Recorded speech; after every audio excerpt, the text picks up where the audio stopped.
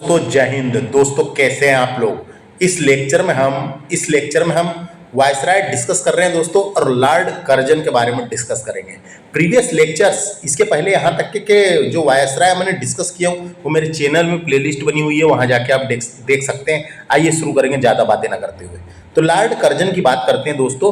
तो Lord Curzon जो है ये भारत में वायसराय बनता है। कब से कब तक बनता है? तो ये 1899 से लेके 1905 ईस्वी तक के, है ना, तक के भारत का वायसराय बनता है दोस्तों। भारत का वायसराय नियुक्त किया जाता है इसको। तो इंडिया के बारे में पहले से ही जानता था दोस्तों, और पहले भी इंडिया में आ चुका था। ये इसका सपना था कि इंडिया का वायसराय बनना, जो पूरा हुआ था 1899 में। 1899 में इसका सपना पूरा होता है दोस्तों। और ये 1899 से लेकर 1905 तक के भारत का वायसराय था। कौन? लॉर्ड कर्जन भारत का वायसराय था, लॉर्ड कर्जन। तो लॉर्ड कर्जन के बारे में जानने के पहले आपको जानकारी के लिए बताऊं, जब भारत में ये वायसराय बनता है दोस्तों, वायसराय बनता है, तो उसके पहले भारत में जो है अकाल और प्लेग ने इंडिया में प्रॉब्लम और ज़्यादा बढ़ा दी थी। पहले से ज़्यादा बढ़ी हुई थी प्रॉब्लम, है ना। अकाल पड़ा था, प्लेग महामारी फैल गई थी, उस वजह से इंडिया में ज़्यादा प्रॉब्लम बढ़ी थी। और प्रॉब्लम बढ़ी, यहाँ तक कि प्रॉब्लम बढ़ी। देखो यहाँ पे लिखा हुआ है अकाल आ गया था, ये देखो भयंकर अकाल आया है ना।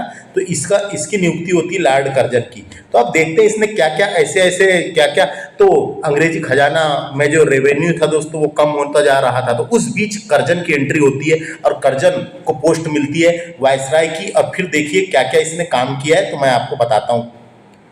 समझ में आ गया लॉर्ड कर्जन कब से कब तक था? तो 1899 से लेके 1905 तक के ये वायसराय रहा है, याद रखना है। तो 1899 में ही जिस साल बना था या उसी साल कर्जन ने भारतीय टंकण और पत्र मुद्रा अधिनियम पारित किया था दोस्तों। कौन सा अधिनियम पारित किया था? उसका नाम है भारतीय टंकण और पत्र मुद्रा अधिनियम पारित किया था।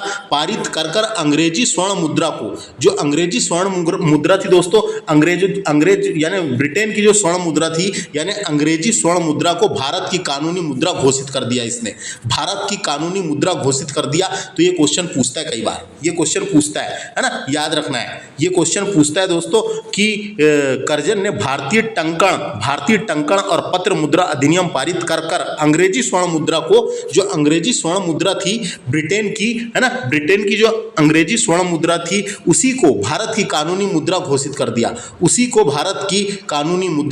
दिया। ये याद रखना है, एक फैक्ट, है ना। भारत में कागजी मुद्रा से जुड़े पेपर करेंसी एक्ट पारित हुआ था, है ना, पेपर करेंसी एक्ट पारित हुआ था, और उसने ही दोस्तों अंग्रेजी स्वर्ण मुद्रा को भारत की कानूनी मुद्रा घोषित कर दिया, ये पता होना। नेक्स्ट देखिए, शासन की कार्य क्षमता के आधार पर लॉर्ड कर्जन ने रिपन द्वारा स्थापित स्वशासन व्यवस्था की प्रणाली पर आघात किया। क्या किया? आघात का मतलब यहाँ पे प्रहार किया, है ना, उसके ऊपर प्रहार किया। तो अपन ने पढ़े हैं लॉर्ड कर्जन, है ना, अपन ने पढ़े हैं दोस्तों लॉर्ड रिपन के द्वारा स्थानीय स्वशासन की शुरुआत हुई थी। तो स्थानीय स्वशासन की शुरुआत जो लॉर्ड रिपन ने किया था, उसके ऊपर कर्जन ने प्रघात किया और 1899 में कलकत्ता कॉरपोरेशन अधिनियम बनाया था दोस्तों। कलकत्ता कॉरपोरेशन अधिनियम बनाया था। तो ये क्या था? तो हम बोल सकते हैं दोस्तों, इसमें क्या किया गया था? कलकत्ता कॉरपोरेशन अधिनियम में क्या किया गया था? उन्होंने कलकत्ता नगर निगम में निर्वाचित सदस्यों की संख्या कम कर दी थी, है ना, कम कर दी थी, और ब्रिटिश सदस्यों की सदस्यता बढ़ा दी थी। तो हम बोल सकते हैं दोस्तों कि इसमें जो भारतीयों की सदस्य संख्या कम कर दी गई थी, और ब्रिटिश सदस्यों की संख्या बढ़ा दी गई थी, जिससे ब्रिटिश सदस्यों को बहुमत मिल सके। उसे ही 1899 का कलकत्ता कॉरपोरेशन अधिनियम कहा जाता है। कलकत्ता कॉरपोरेशन अधिनियम कहा जाता है, ये याद रखना है ना, ये याद रखना है। तो उसने जो स्थानीय स्वशासन की शुरुआत करा था रिपन ने, उसमें इसने आघात करके, उसमें थोड़ा फेरबदल करके, है ना, उसमें थोड़ा सा फेरबदल करके ये कर दिया था कि भारतीयों की सदस्य संख्या कम कर दी थी और ब्रिटिश सदस्यों की संख्या को बढ़ा दी थी उसमें, जिससे ब्रिटिश सदस्यों को बहुमत मिल सके, वही उसने किया था। तो ये समझ में आ गया होगा आपको, है ना। कलकत्ता कॉरपोरेशन अधिनियम क्या था तो पता चल गया। नेक्स्ट देखते हैं, कर्जन के समय ही 1901 में सर कालीन स्टॉक मान मानक्रिप की अध्यक्षता में, किसकी अध्यक्षता में? सर कॉलिन स्कॉट मानक्रिप की अध्यक्षता में सिंचाई आयोग का गठन किया गया। किसका? सिंचाई आयोग का गठन किया, ये पता होना अपने को, सिंचाई आयोग का गठन किया गया था। इसके अलावा टॉमस रॉबर्टसन की अध्यक्षता में एक रेलवे आयोग का गठन किया गया था। तो दोस्तों इसने सिंचाई आयोग बनाया, रेलवे आयोग बनाया, और 1902 में सर एंड्रयूज फ्रेजर की अध्यक्षता में एक पुलिस आयोग का गठन किया गया था। एक पुलिस आयोग का गठन किया गया था, याद रखना है ना। और सर थॉमस रेले की अध्यक्षता में, किसकी? सर थॉमस रेले की अध्यक्षता में चिकित्सा यानी थॉमस रेले की अध्यक्षता में विश्वविद्यालय आयोग की स्थापना की गई।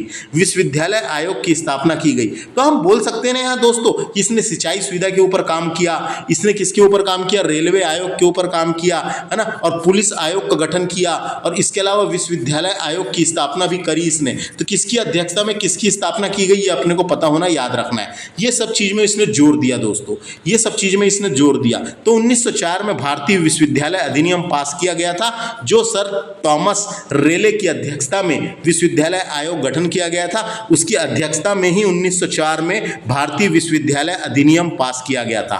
भारतीय विश्वविद्यालय अधिनियम पास किया गया था, तो ये भी फैक्ट याद रखना है। इसके बाद देखिए क्या होता है, उसके बाद नेक्स्ट फैक्ट देखिए, सर एंटनी मैकडॉनल की अध्यक्षता में एक अकाल आयोग का गठन भी किया था दोस्तों। इसने एक अकाल आयोग का गठन किया था। क्यों किया था? क्योंकि इसकी नियुक्ति के पहले भारत में अकाल पड़ा था, तो अकाल की स्थितियों को भी सुधारने के लिए अकाल आयोग का गठन किया इसने। किसका गठन किया? अकाल आयोग का गठन किया। तो पता होना, अकाल आयोग का गठन किया था। और सैन्य अधिकारियों के प्रशिक्षण के लिए, सैन्य अधिकारी जो सैन्य सेना वाले अधिकारी होते हैं, सैन्य अधिकारी के प्रशिक्षण के लिए क्वेटा में एक कॉलेज की स्थापना की थी। क्वेटा कहाँ दोस्तों? ये बलूचिस्तान पाकिस्तान वाला जो एरिया था वहां पे था क्वेटा, है ना। तो क्वेटा में एक कॉलेज की स्थापना भी की थी। तो इस फैक्ट को समझ में आया। ये फैक्ट बोला गया है, सर एंटनी मैकडॉनल की अध्यक्षता में एक अकाल आयोग का गठन किया गया और सैन्य अधिकारियों के प्रशिक्षण के लिए एक क्वेटा में एक कॉलेज की स्थापना की गई। क्वेटा में एक कॉलेज, क्वेटा कहाँ मैंने बताया? बलूचिस्तान पाकिस्तान वाले क्षेत्र में, एक बलूचिस्तान पाकिस्तान में आता है। क्वेटा में एक कॉलेज की स्थापना की गई थी, याद रखना है। अगला फैक्ट देंगे, प्राचीन स्मारक परीक्षण अधिनियम भी बनाया दोस्तों इसने 1904 में, के द्वारा कर्जन ने भारत में पहली बार ऐतिहासिक इमारतों की सुरक्षा एवं मरम्मत की ओर ध्यान दिया था। इस कार्य के लिए कर्जन ने भारतीय पुरातत्व विभाग की स्थापना की थी। तो याद रखना है, सबसे पहले भारतीय पुरातत्व विभाग की स्थापना कर्जन ने करा था, याद रखना है ना। तो कब किया था? तो 1904 में अधिनियम बना था। प्राचीन स्मारक परीक्षण अधिनियम के तहत भारतीय पुरातात्विक विभाग की स्थापना भी की थी, कर्जन के टाइम पे की गई है, ये पता होना अपने को। कर्जन ने ही 1904 में सहकारी उधार समिति अधिनियम बनाया गया, जिसके द्वारा सहकारी समिति की स्थापना करके किसानों को उचित ब्याज पर रुपए कर्ज देने की व्यवस्था की गई थी।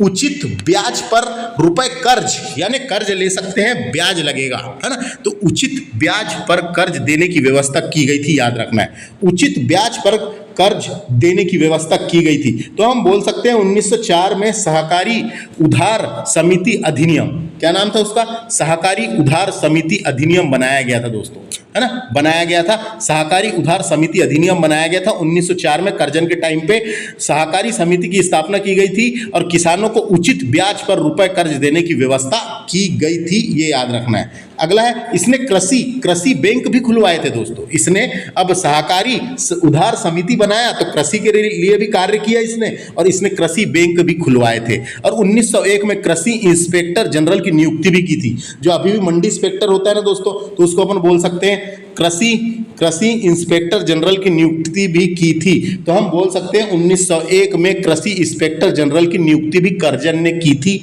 ये याद रखना है। उसके बाद 1905 में पूसा कहाँ आता है? ये बिहार में, है ना, बिहार में पूसा आता है, बिहार में। तो 1905 में पूसा में एक कृषि अनुसंधान संस्थान खोला गया था दोस्तों।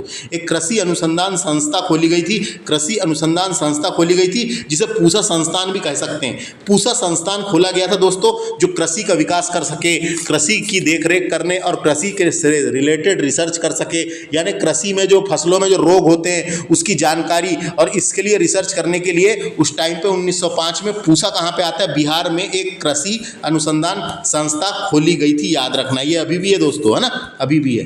अगला है, कर्जन के समय ही पहली बार प्रत्येक प्रांत और केंद्र स्तर पर एक निर्देशक के अधीन एक पृथक गुप्तचर विभाग की स्थापना की गई थी। तो गुप्तचर विभाग बनाया गया था दोस्तों, एक गुप्तचर विभाग जो गुप्त जानकारी देता था, है ना, जो अंदरूनी जानकारी, अंडरकवर एजेंट जो होते हैं उसके थ्रू गुप्त जानकारी देता था और नजर रखता था और जानकारी देता था अंग्रेजों को। तो अपन बोल सकते हैं ये गुप्तचर विभाग भी बना था, एक विभाग बनाया गया था।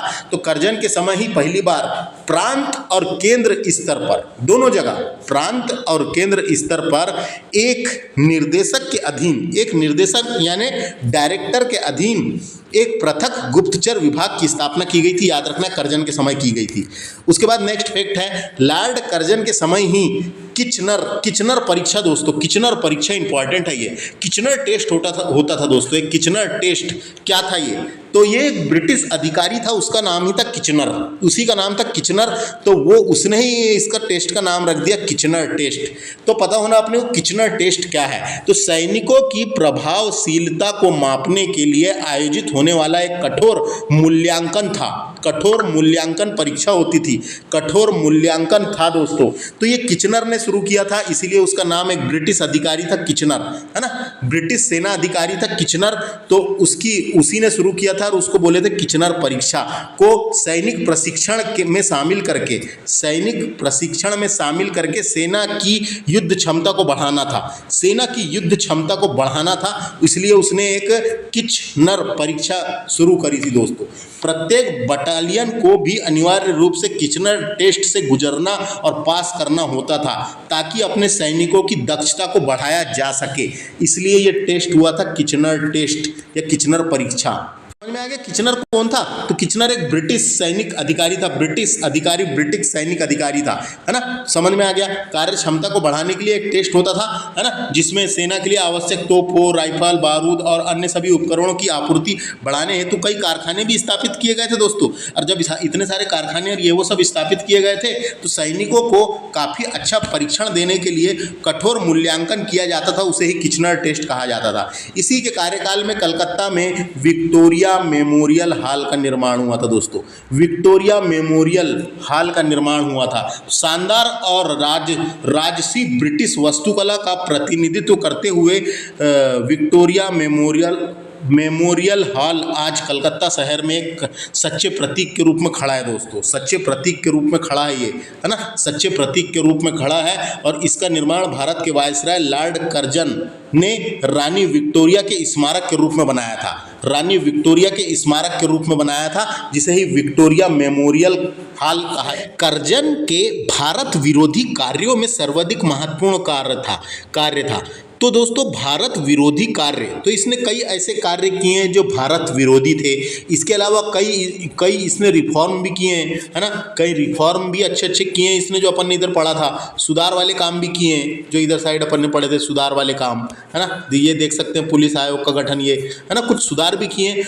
और कुछ ऐसे काम थे भारत विरोधी कार्यों में सर्वाधिक महत्वपूर्ण था 1905 में बंगाल का विभाजन। दोस्तों 1905 में बंगाल का विभाजन करता है ये, है ना, तो 1905 में बंगाल का विभाजन 19 जुलाई 1905 को बंगाल विभाजन के निर्णय की घोषणा शिमला में की गई थी। कहाँ की गई थी? शिमला में की गई थी। किसने की थी? लॉर्ड कर्जन ने की थी, है ना। तो 19 जुलाई 1905 को बंगाल विभाजन के निर्णय की घोषणा शिमला में की गई थी। इसका प्रारूप प्रकाशित किया गया था, प्रारूप प्रकाशित किया गया था कि किधर साइड कितना क्षेत्र रखेंगे करके, तो उसका प्रारूप बनाया गया था, प्रारूप प्रकाशित किया गया था और सितंबर 1905 में उसे सम्राट ने स्वीकृति दे दी थी। कब? सितंबर 1905 में उसे सम्राट ने स्वीकृति दे दी थी, यानी सम्राट ने भी उस पर हस्ताक्षर कर दिया और उसको स्वीकृति दे दी थी। 16 अक्टूबर 1905 को इस बंगाल विभाजन की योजना को लागू किया गया था।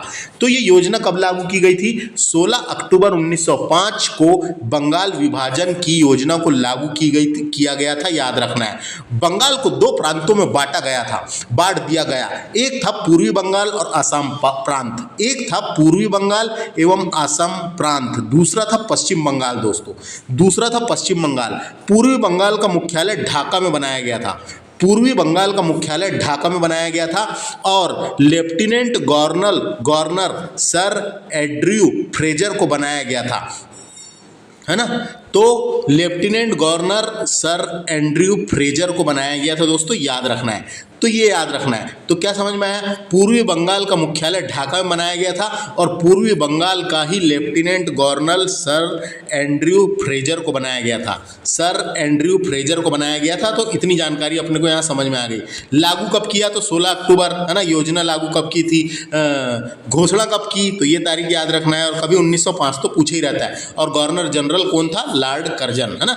गवर्नर जनरल की कार्यकारिणी में के सैनिक सदस्य के अधिकारियों के प्रश्न पर कर्जन का प्रधान सेनापति किचनर, है ना। किचनर, ये किचनर वही किचनर है दोस्तों जिसने किचनर परीक्षा जो हो रही थी, किचनर टेस्ट, है ना, वो यही अधिकारी है। तो गवर्नर जनरल की कार्यकारिणी के सैनिक सदस्य के अधिकारियों के प्रश्न पर कर्जन का प्रधान सेनापति किचनर से मतभेद हो गया। किचनर से मतभेद हो गया दोस्तों कर्जन का, किचनर से मतभेद हो गया कर्जन का, और जिसमें भारत सचिव के किचनर का पक्ष लिया था, जिसमें से भारत के सचिव ने किचनर का पक्ष लिया था। इससे असंतुष्ट होकर अगस्त 1905 में, किससे, तो इससे, यानी उसने उसका पक्ष लिया। इससे असंतुष्ट होकर अगस्त 1905 में लॉर्ड कर्जन ने त्यागपत्र दे दिया। लॉर्ड कर्जन ने त्यागपत्र दे दिया, है ना। तो लॉर्ड कर्जन ने अगस्त 1905 को त्यागपत्र दिया था। देखो दोस्तों, घोषणा करी थी जुलाई, है ना, 19 जुलाई में। जुलाई के बाद आया अगस्त, तो अगस्त 1905 में इसने त्याग पत्र दे दिया दोस्तों। योजना कब लागू की गई थी, 16 अक्टूबर 1905 को। सितंबर 1905 में सम्राट के हस्ताक्षर हुए थे और 16 अक्टूबर 1905 को यह योजना लागू की गई थी। तो लॉर्ड कर्जन से इतनी जानकारी थी अपने को जो देखने को मिलती है ना। लॉर्ड कर्जन से इतनी जानकारी थी, तो लॉर्ड कर्जन से इतनी जानकारी थी इंपॉर्टेंट जो अपन ने पढ़े। तो हम बोल सकते हैं लॉर्ड कर्जन भारत का वायसराय और विदेश सचिव बनाए गए थे दोस्तों। तो विदेश सचिव भी बना है, ये याद रखना है ना, विदेश सचिव भी बनाया गया था इसको, लॉर्ड कर्जन को भारत का वायसराय और विदेश सचिव भी बनाया गया था। अब हम बात करते हैं लॉर्ड मिंटो द्वितीय की। लॉर्ड मिंटो द्वितीय, तो लॉर्ड मिंटो द्वितीय भारत के वायसराय रहे हैं दोस्तों। उन्होंने 1905 से लेके 1910 तक, अभी अपन ने पढ़े कर्जन ने त्यागपत्र दे दिया था, है ना। तो 1905 में त्यागपत्र देता है और 1905 से लेके 1910 तक, 1905 से लेके 1910 तक, है ना, 10 तक लॉर्ड मिंटो द्वितीय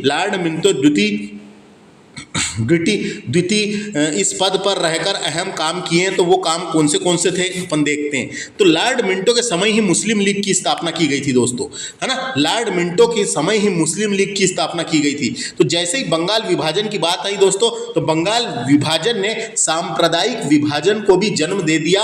और यहाँ पे बात आती है इसी समय आगा खां एवं सलीम उल्लाह खां के द्वारा ढाका में 1906 में मुस्लिम लीग की स्थापना की गई। मुस्लिम लीग की स्थापना की गई। मुस्लिम लीग की स्थापना क्यों की गई थी, तो भारतीय मुसलमानों के अधिकारों को सुरक्षित रखने के लिए की गई थी। भारतीय मुसलमानों के अधिकारों को सुरक्षित रखने के लिए मुस्लिम लीग की स्थापना की गई थी दोस्तों। तो पूछेगा मुस्लिम लीग की स्थापना किसने की थी, तो आगा खां और सलीम उल्लाह खां, दो लोग का नाम आता है। आगा खां और सलीम उल्लाह खां ने मुस्लिम लीग की स्थापना की थी 1906 में, है ना, 1906 में। तो अपन बोल सकते हैं कि लॉर्ड मिंटो द्वितीय के समय ही मुस्लिम लीग की स्थापना की गई थी। उसके कार्यकाल में ही कांग्रेस का सूरत विभाजन भी हुआ था दोस्तों। देखो लिखा हुआ है, इसी कार्यकाल में कांग्रेस का सूरत विभाजन भी हुआ था, याद रखना है, जिसे सूरत फूट भी कहते हैं। ये इसी के कार्यकाल में हुआ था। लॉर्ड मिंटो को सांप्रदायिक निर्वाचन का जनक भी कहा जाता है, क्योंकि उन्होंने प्रत्यक्ष प्रतिनिधित्व का प्रस्ताव रखा था। क्योंकि उन्होंने प्रत्यक्ष प्रतिनिधित्व का प्रस्ताव रखा था। इनके कार्यकाल में ही भारतीय स्वतंत्रता की लड़ाई में शक्ति संतुलन बदल गया था दोस्तों, है ना। लड़ाई में शक्ति संतुलन बदल गया था। लॉर्ड मिंटो के कार्यकाल में ही ब्रिटिश भारत के इतिहास में कुछ अहम कानून पारित किए गए थे दोस्तों। लॉर्ड मिंटो ने ही शिक्षा और स्वास्थ्य के क्षेत्र में भी दूरदर्शी काम किए हैं। उन्होंने कई काम ऐसे किए हैं जिसमें से ये 3 अपने को याद रखना है यहाँ पे। तो मुस्लिम लीग की स्थापना इसी के टाइम पे हुई थी। सूरत विभाजन, जो कांग्रेस का सूरत विभाजन इसी के टाइम पे हुआ था, और इसके कार्यकाल में ही आंग्ल और रूसी प्रतिनिधि मंडलों के बीच बैठक भी हुई थी। ये पता होना है ना, ये पता होना। तो इसी के टाइम पे 1907 में आंग्ल एवं रूसी प्रतिनिधि मंडलों के बीच बैठक हुई थी दोस्तों, है ना। तो ये बैठक हम बोल सकते हैं यूके, यूनाइटेड किंगडम और रूस का साम्राज्य के बीच हुई थी। इस सम्मेलन में दोनों पक्षों के बीच जो फारस है ना, फारस को लेकर लंबे समय से चल रहे विवाद को समाप्त कर दिया गया था। लंबे समय से चल रहे विवाद को समाप्त कर दिया गया था, है ना। तो ये बोल सकते हैं अपन। तो ये कहाँ हुई थी दोस्तों, ये बैठक कहाँ हुई थी? तो ये बैठक हुई थी, रूस का एक शहर है सेंट पीटर्सबर्ग, है ना। रूस का एक शहर है, वहां पे हुई थी ये मीटिंग, है ना, ये मीटिंग। तो हम बोल सकते हैं 1907 में एंग्लो और रूसी सम्मेलन हुआ था। एंग्लो रूसी सम्मेलन हुआ था 1907 में, है ना। मुसलमानों के लिए अलग निर्वाचन व्यवस्था और मार्ले मिंटो सुधार अधिनियम 1909 इसी के द्वारा लाया गया था, है ना। तो मार्ले मिंटो सुधार अधिनियम, है ना, सुधार अधिनियम 1909 इसी के टाइम पे आया था, और मुसलमानों के लिए अलग निर्वाचन व्यवस्था भी इसी के टाइम पे लाई गई थी। तो इतनी जानकारी थी। और ये दोस्तों, ये पहले भारत का वायसराय बनने के पहले कनाडा का गवर्नर जनरल था दोस्तों, एक कनाडा का गवर्नर जनरल था। बस इतनी चीज याद रख सकते हैं। अब बात करते हैं अपन लॉर्ड हार्डिंग द्वितीय है दोस्तों ये, क्योंकि एक और बन चुका है इस नाम का। तो लॉर्ड हार्डिंग द्वितीय है ना, लॉर्ड हार्डिंग द्वितीय नाम है उसका, लॉर्ड हार्डिंग द्वितीय। तो देखो, तो ये जो दोस्तों, इसके बारे में अपने को क्या क्या याद रखना है। तो 1910 से लेकर 1916 तक के, तो लॉर्ड हार्डिंग द्वितीय भारत का वायसराय रहा है। 1910 से लेकर 1916 तक सेवा करता रहा है, ये सेवा में रहा है। उसके कार्यकाल के दौरान यहाँ पे कौन सी घटना इंपॉर्टेंट है तो अपन देख लेते हैं। तो इसी के टाइम पे दोस्तों, ब्रिटेन के राजा जॉर्ज पंचम भारत आया था दोस्तों। और जब भारत आया था वो, तो जॉर्ज पंचम और क्वीन मेरी के आने की याद में मुंबई में गेटवे ऑफ इंडिया बनाया गया था। ये मैंने आपको बता चुका हूँ पहले, तो ये समझ में आया। तो उसके बाद ये आया दोस्तों, तो जॉर्ज पंचम भारत आया, और 12 दिसंबर 1911 में ही दिल्ली में एक भव्य दरबार का आयोजन किया गया था। यहाँ पर बंगाल विभाजन को रद्द करने की घोषणा की गई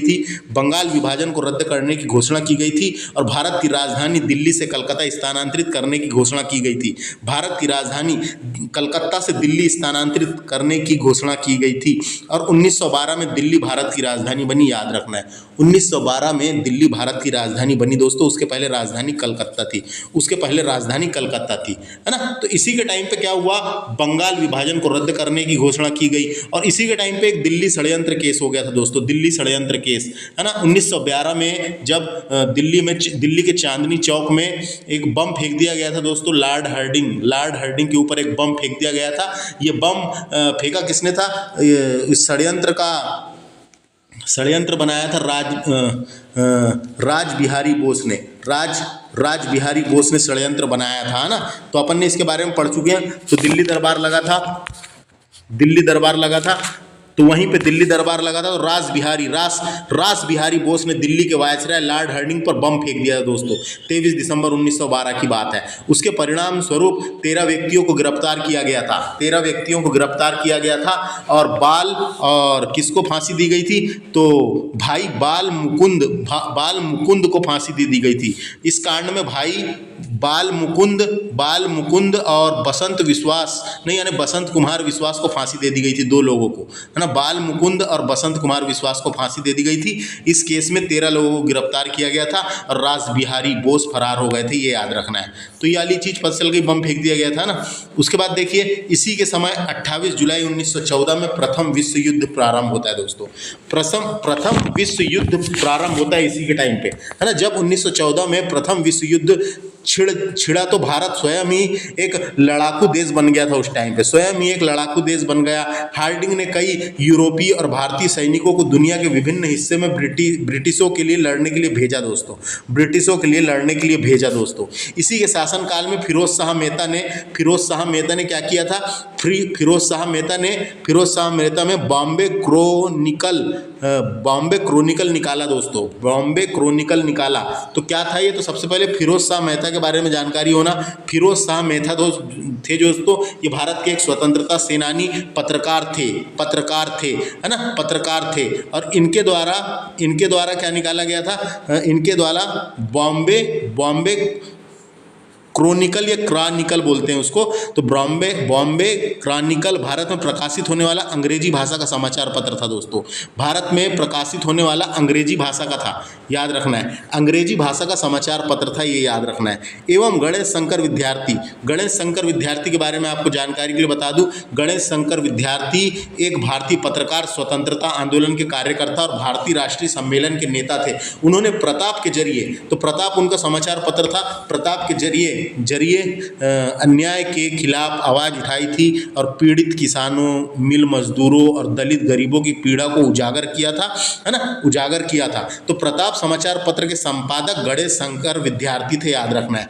प्रताप समाचार पत्र के संपादक, प्रताप एक हिंदी साप्ताहिक समाचार पत्र था दोस्तों, एक हिंदी साप्ताहिक समाचार पत्र था जो गणेश शंकर विद्यार्थी ने शुरू किया था। तो दोनों के बारे में मैंने आपको बता दिया, याद रखना है ये।